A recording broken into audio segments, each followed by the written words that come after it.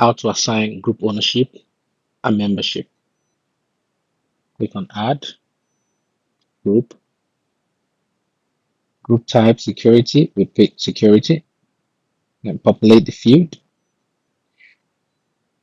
scroll down to Owners, Add Ownership, select a user or users,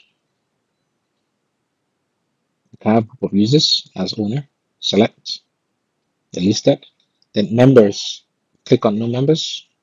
You can add members from all classifications, either from users, groups, devices, enterprise applications. So we're going to take from groups. You can say HQ. From users, we can say Alex, Bill, and Goss. Confirm user selected, select, and create. Successfully created group. This is how you add ownership, how you add ownership to a group and bulk members to a group.